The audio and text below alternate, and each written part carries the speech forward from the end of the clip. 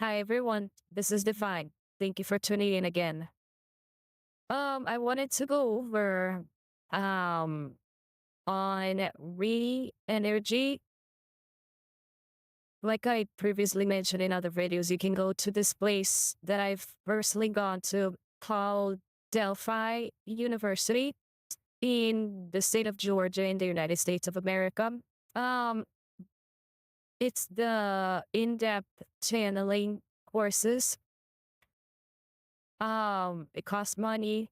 Um, it's a week program. You go no contact. There's I think on a Wednesday you can touch back with your family members, etc. So you can go that way, but I recommend you start on your own first, only because it's like that place for that course is like 1 week intense meditation, and if you're new to it, it's not gonna click for you. It's not something you go and you learn. It's in-depth channeling. So you have to have that already. It makes you go deeper.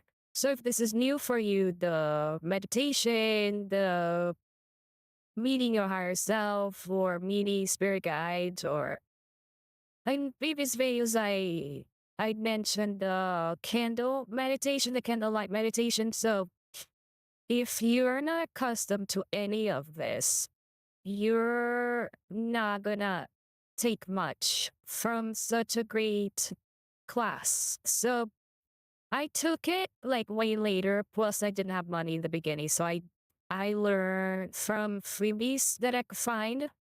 Until I didn't even have money. I put it on a credit card, and it took me a year to pay that credit card. So um that is one way, but you start with awareness. And I keep mentioning awareness on a daily basis because awareness is the basis of it all.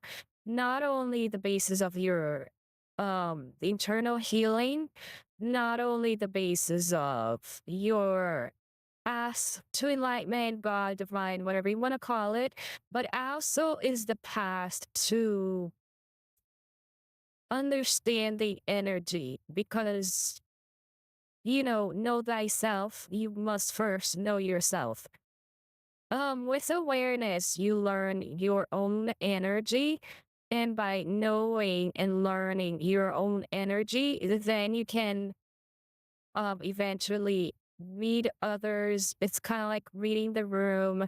You learn to be in tune with your environment, but that requires awareness, because first you have to be in tune with yourself, and you become like an antenna, and you can be in tune with your surroundings and the world around you, etc. And then it creates layers and layers of awareness.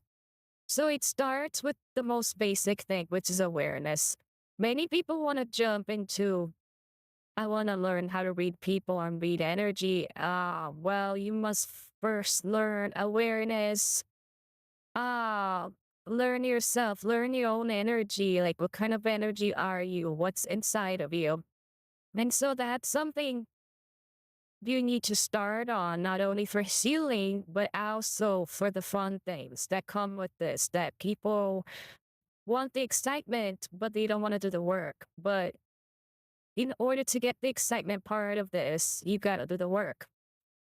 So, and I wanted to touch back bases on this because many people get excited and they want to jump ahead, and it's not the kind of work where you can jump ahead. It's not like there's some cheat codes I can give, like I've given in previous videos, where you can kind of skip ahead, but the work itself, which is the internal work, is essential, cannot be skipped. And awareness being the main one, and then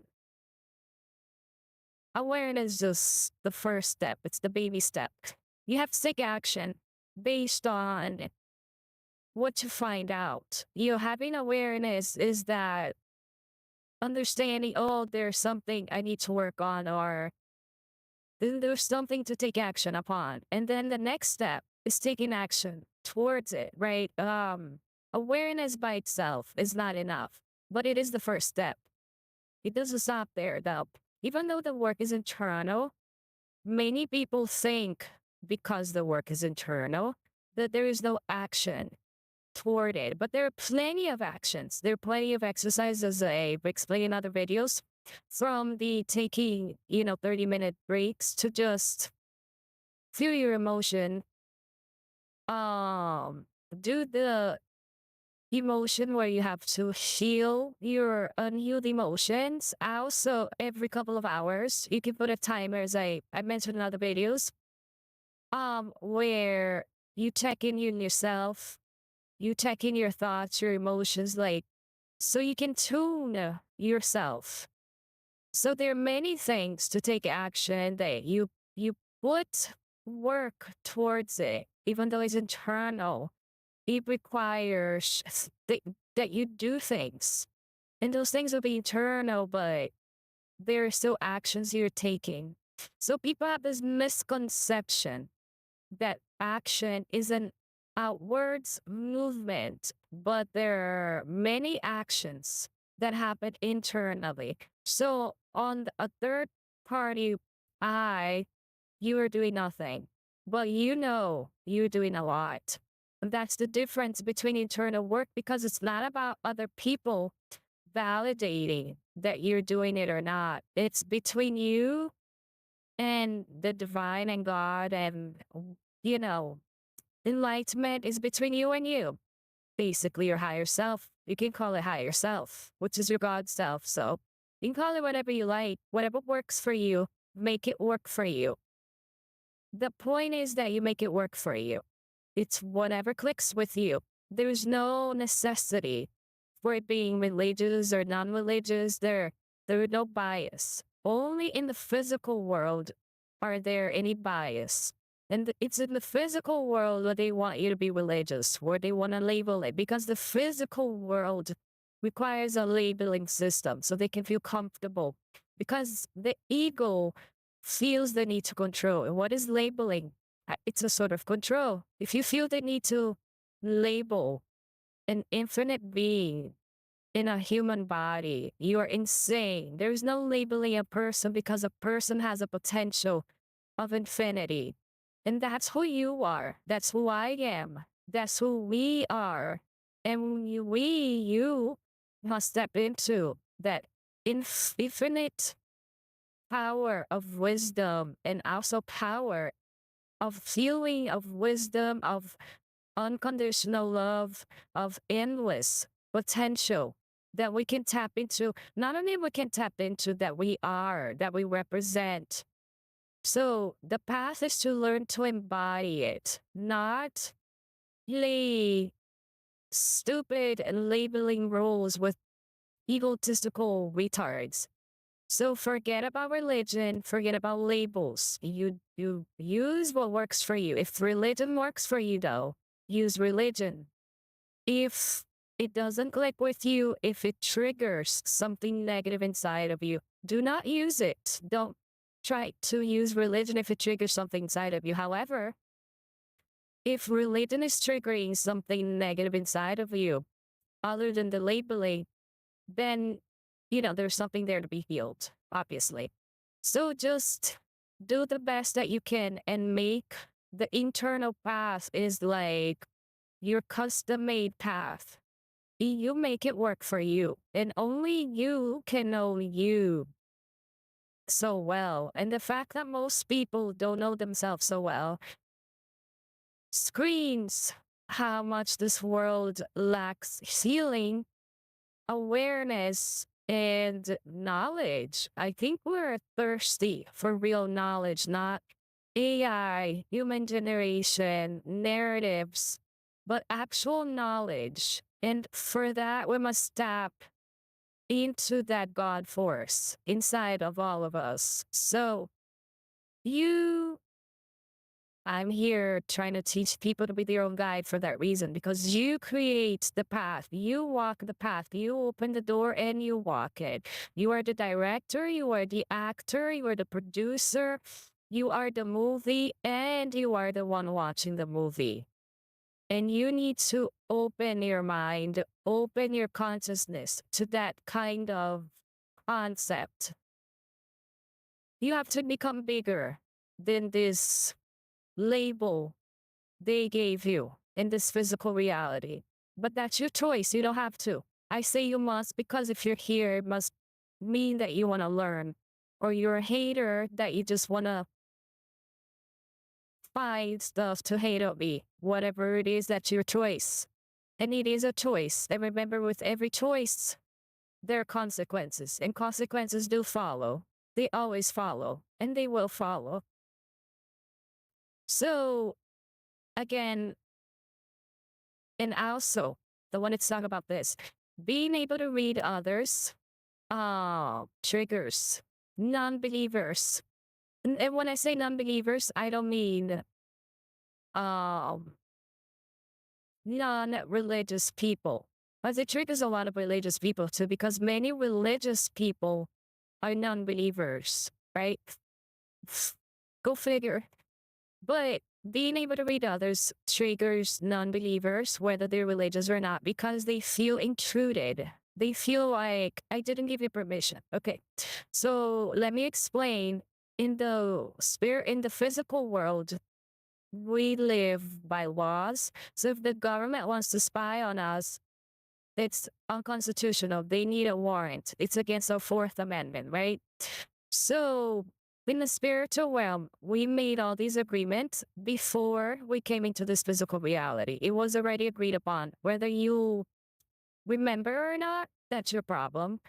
Whether you chose awareness or you chose unawareness, that's your problem, your choice, your decisions, your consequences. But that it was all agreed upon. The spiritual realm works very differently than the physical realm. The physical realm requires you get permission. Once you have permission, then you can go in, etc. This was all agreed upon, all lived already. We're just here in the physical reality, materializing what was already agreed upon, what we already lived in the spiritual reality. So not only was it already agreed upon, it was already lived on the spiritual level. That's the amount of agreement there was. But now you get to the physical. If people choose ignorance, and ignorance is a weird choice, a clearly ignorant choice, nonetheless a choice, that's their problem. It's their choice. They can feel intruded all they want, all day long. It's not an intrusion. It was agreed upon prior to birth. It was agreed upon with the Most High. We'll take it to the boss, the Most High. Suck it up then. There is no such thing as intrusions when it comes to the spiritual realm. So that's their ego getting hurt. That the physical reality cannot label those who can see beyond the labels. And that's breaking the illusion. The triggers that the people have from the people who have the ability to see, those triggers is their soul telling them, go find out why you're triggered. It's not because there is intrusion. There's no such thing as intrusions. And I understand when I was younger and I went to Delphi, they could read me. They could read my mind. They could read my energy. They could read me. I felt, oh my God, I have to like protect my mind and my energy so they don't read me. And it was agreed upon because they ended up, to me, I grew up going there. So they're spiritual home to me. But at first, it's scary. It triggers so many things. But I was very young. I was very young.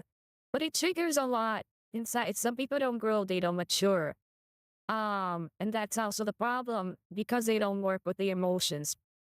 They don't work with having awareness of their emotions to begin with, and then they don't work with their emotions once they have awareness. They'll create an awareness and they don't want to feel it and they'll give up and put it aside. So remember, awareness, and then you have to take action. Action is a huge part of your internal growth, but a lot of those actions are internal. So on the outside world, you're doing nothing. It's their problem for judging you. Let them judge you. Let them say you're doing nothing when you're doing all this work, right? So, and also, um, remembrance, right? That's something else you can try to practice. To remember. Um, First, you have to, besides awareness, you have to have such a level of awareness. So that's why I say start with awareness. That's step one. And little by little, start creating internal processes where you can observe, make decisions, feel your emotions, learn the messages from your emotions, see your thoughts, learn the messages why you're thinking those thoughts. And then having the ability to insert the right thought based on your goals. That's that kind of, I don't want to say control, but that's kind of direction. You will never have control because you'll be working and your subconscious and work on the background that you have no idea it's doing. So there is no control in the sense of what it represents in the ego, in the physical, but there is direction. You can absolutely and consciously and intentionally, which is more important, direct your mind, your emotions, your spirit towards, your path. And I try to keep it more general as divine because I want my path to be divinely aligned because you can get caught into a path where you think career, money, and you end up in a dark place because surrounded by demonic possessed beings or people who act like they're possessed by the devil itself, right? What's the difference? They literally act like demons, might as well be demons. So you have to, I try to, and also that's protection. People say, how do you know you're on the right path? Well, try to always be in the path of the divine, of the Most High, and ask, what's the path that God has for me? Because that's the path that God will protect. If you're looking for a path of protection, if you fear the unknown and walking these paths and you're like, well, how do I know I'm not walking into the darkness? Well, your intent, your intent has to be focused towards the Most High, the divine, Christ consciousness. Your intent, and it's not your words, not your thought, it's all of your being must crave divinity, God's favor, God's blessing. If that's what you crave, you aim towards it, and your path will be protected. And say, I want the path that you want for me. So again, when you say that, you're not saying, I want this egotistical thing. You're saying, God, guide me, and God will guide you, and your path will open up to you. And so when I say let go of expectations, because people want to be, I want to materialize money and I want to materialize art. And um, it's very materialistic. It's very physical. Still, there's a lot of physical attachment. God is the God of miracles. The universe is the universe of miracles. You don't have to use the word God. You can use the word universe. It's like I said, whatever makes sense to you and clicks to you and it works for you. But it's so powerful that you aim towards a protected path, a path of favor, a path of divinity, that the doors will open and it will be in alignment with your heart's desires. It's how it works. That's how the unseen works. It's not like the material where you have a little list. Imagine this doesn't work, but I'm gonna go through this and you be the judge of it yourself that it doesn't work. Or maybe it works for you. I've never met anybody where this works. But this is the physical world. I want to take dating, for example. You have a piece of paper. You write down all the characteristics you're looking for, physical, personality, whatever. You have a list of all the things you want your partner to have. You go looking. You meet someone, oh my God, they check all the boxes. It's a say, they check all the boxes. Oh my God, I'm so excited. You get with the person, you're so excited because you made your list. It's the list. You've met somebody that checked all the boxes in the list, and then you marry them. And then it falls apart. It didn't make you happy. It didn't give you fulfillment. What it did was give you freaking heart attacks and stuff, right? A headache, freaking, oh my God, I don't ever want to see another person again, right? So there are many stories like this because it confirms the physical way doesn't work because it's empty. It's, I don't have a better word than empty. It's egotistical. It's material. And it's not going to fulfill your heart because your heart is linked to the divine. So there is no list. When you're working with the unseen, with the spirit, with the divine, there is no list. There are no characteristics. There's connection. And sometimes the connection can end equally, but while the connection is there, it is static. There is intensity. If it's fulfilling, there is fulfillment in it.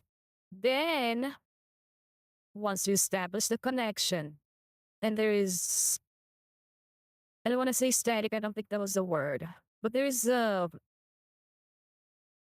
connection, intensity, and there's fulfillment.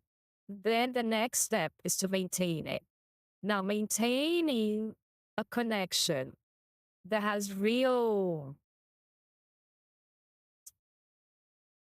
um that there's realness, authenticity, not emptiness, right? Not based on a checklist. When the connection is real, to maintain it though becomes harder. So for regular people, they rely on the spiritual person to maintain it because then the spiritual person pours in because the non-spiritual person doesn't know how to pour in. They know how to follow checklists. They know how to be told what to do. They don't know how to spiritually pour in to a connection. So it can become draining for the spiritual person because the spiritual person is the one maintaining the connection. And so it would require the non-spiritual person or the less spiritual person. I'm just using more and less to get my point across. But it's based on practice and based on connectivity to the divine. The person who has less awareness, well, they have less awareness. And so it will be up to them to become more connected to the divine so they can pour back in so it doesn't drain the other person. And that is the struggle that would come in a relationship. And it's the same thing with the rest, whether it be a job or whether it be whatever other relationships. Like everything is a relationship, like your friendships, your love relationships, your professional relationships, your partnerships, your business partnerships, right? So it needs to align, because if you come in with all this unconditional love, which translates into magnetism, into clarity, which for business, money, it just helps all around. You attract the right, people. If they can't maintain, they will fall off. That's what happens. So that's why it requires everyone to be on the same internal path. So we can all maintain alignment with each other. It's how it works. And so to not fall off and maintain, the frequency, which maintains the connection, which maintains the intensity of whatever relationship you're on. It can be for business, if you're connected with a business partner, that intensity of connection leads to more money. If you are in a love connection, that intensity leads to a more fulfilling partnership. It leads to real connection, real dependency, authenticity, real trust, where you can trust each other and have true friendship in addition. So it all translates to the best things that you wish for, that we wish for, and that God knows you're wishing for. So you don't have to worry about doing checklists. Like, it's a trust process. Trust that God knows your heart's most deepest desires, and His path, which is the path He chose for you and is protected, will fulfill it. Do you understand? It's internal work of trust into the unknown. You don't fear it, you trust it. Because you're not asking for this checklist. Because once you learn, and it goes back to Buddhism, once you learn to detach from the physical and you embrace the unknown, the spiritual, you realize the physical reality is based on assurance, right? On seeing with my eyes, on I must know this, I must label things, I must control the outcome, etc. Where the unseen world, the spiritual world, is the complete opposite. It's based on trust that the next step, that you don't even see where you're going, will be the right step, will be the right path, and there will be something there to keep you from falling off. And it's completely based on trust. You don't know where you're going, not for sure. You don't know any of the details, and you don't care because you trust it so much that you know it's going to lead you somewhere it's going to be better than yesterday. It's going to be better than you imagine. And from there on, it's going to be even better. It's all about building trust with the divine, the unknown, with the Almighty, with whatever you want to call it, Christ consciousness, and know that that path is protected. There's something else, because you're asking to walk your path, the divinely guided path for you that only you can walk. Therefore, it requires you. Nobody can take it. Nobody can pretend to be you. Nobody. No one else can do that path but you, because that's your path that the divine appointed to you specifically. That's the path you want to walk. That's the path you're asking God to walk. You're not asking for a list. Forget about the list. Throw the list away, that bucket list or whatever list, don't worry about it. When you're doing the internal work, is all about trusting. And which is faith, having faith. It's, I have faith in you, and I have faith in your guidance, and I have faith that you will lead me. You will never lead me astray, and you lead me to the path that belongs to me, that only I can walk, and you lead me to greatness. And that's that trust. And then taking action. You follow your Because by trusting, you're opening yourself up, you're opening your intuition.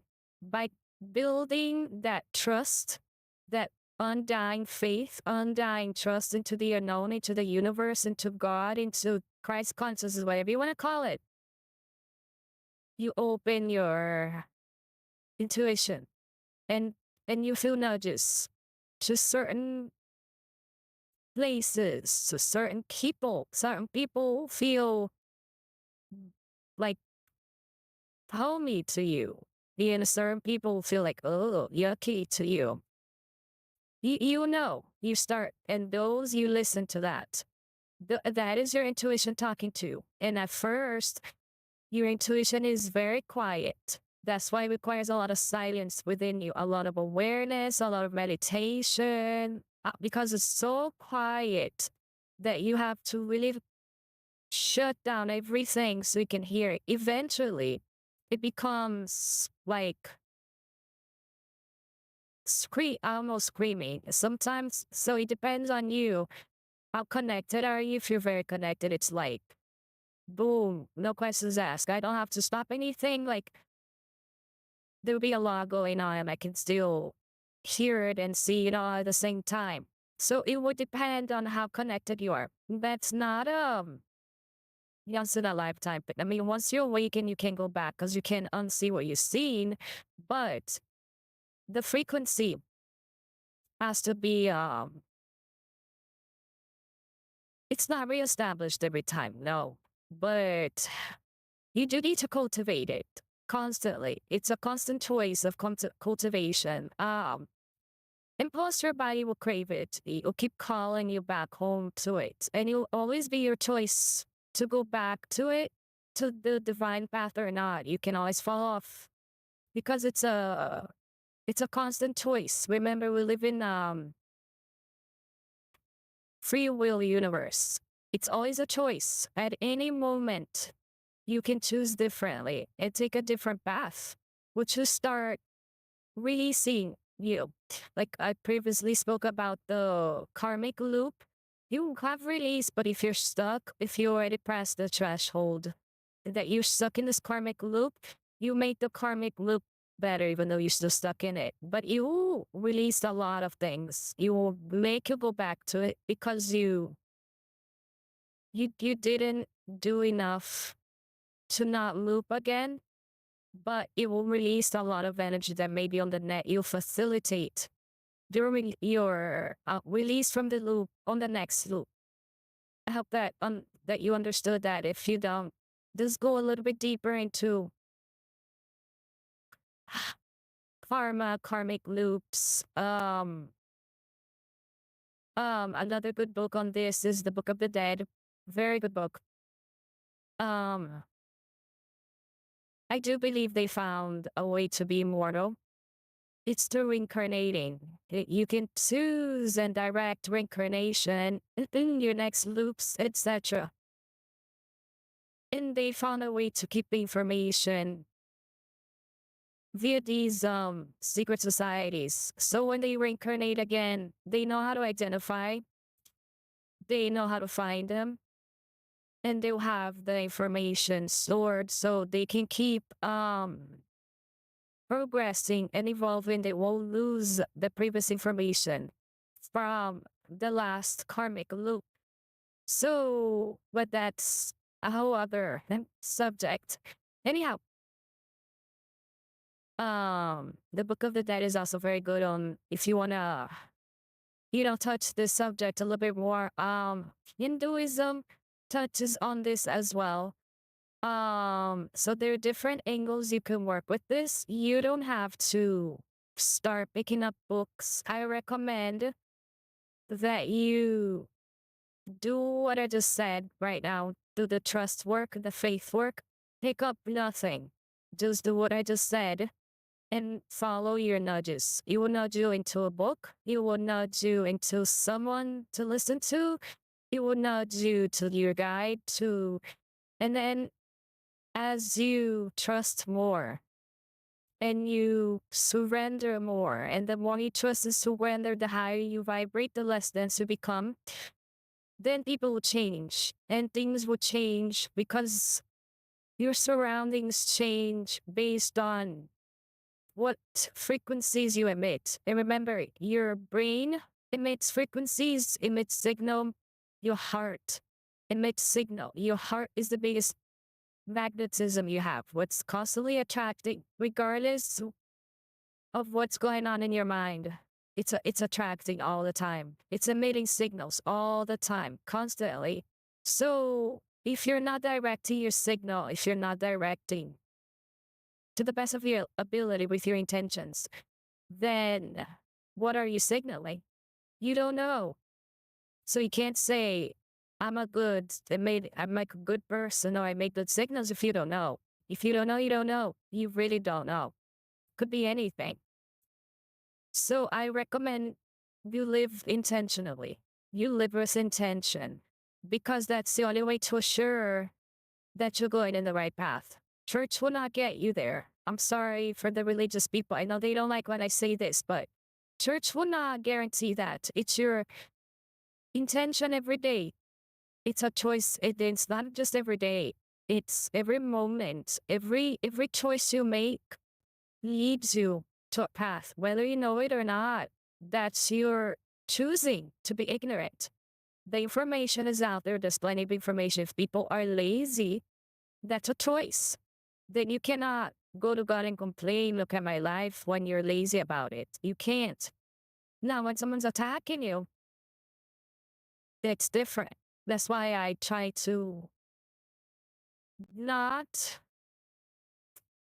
um not say that evil doesn't exist because many new age saying evil doesn't. Well, yes, it does. If you do evil to other people, you embody evil. Therefore, evil does exist in you. So evil can exist in other people. It's a choice. It's not that it doesn't exist. Of course, it exists, but it's a choice for you to not choose it. But you cannot control what somebody else is going to choose. It's their choice. And many people are choosing evil deeds, killing innocents. And they're even trying to kill the innocence in other people by hurting them, by trying to inflict pain so deep that they never smile again. That's motherfucking evil. That's literally killing the innocence inside a person by torturing them emotionally. And those narcissists do exist. Sadly, I was married to one. He's attempting to use my children. And that's why I'm going to talk about it every day and asking for help for my children. Because I'm strong and I know I'm an adult, but my children are innocent children. And they are protected when they are with me in my state. And I'm asking again, anyone who want to help the DOJ, the FBI, or just send us some light if you can. And I appreciate you being here and thank you so much for any support. But I'm still dealing with psychopath with my children, so I want to get away from saying that evil don't exist.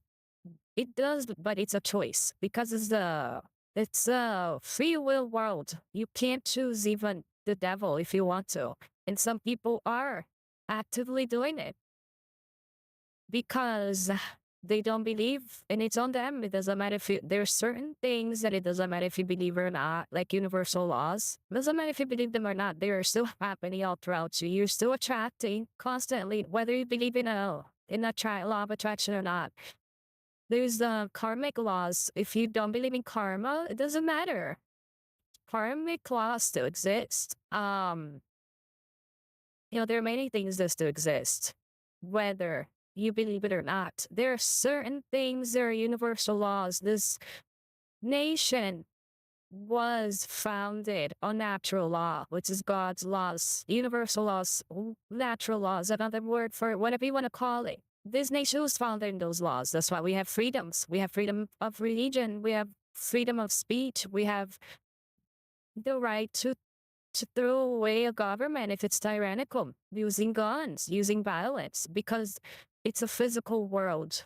It may require physical action. That's why we have police. That's why we have a military. That's why we still have wars, because we still have people choosing evil over choosing divinity. And they'll claim religion. But look at the current war is literally about religion. Is really about religion. Like literally, sadly, we're still making wars over religion because we can't grow past religion. It's a label. Can we just follow the path of God or the path of divinity?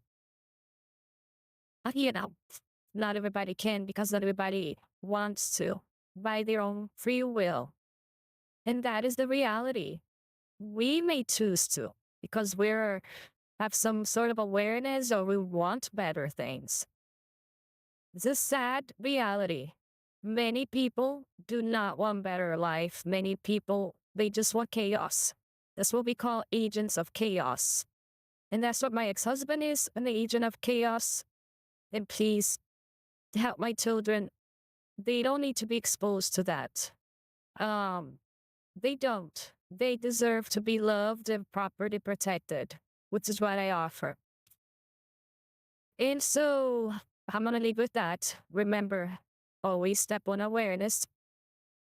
Step two, take action. Listen to your nudges. Listen to your body, how it feels about certain places, certain people. It's telling you something.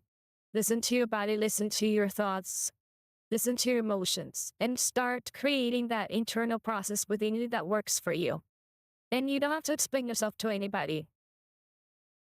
And if religion works for you, make it about religion. There's no problem in that. There's no right or wrong.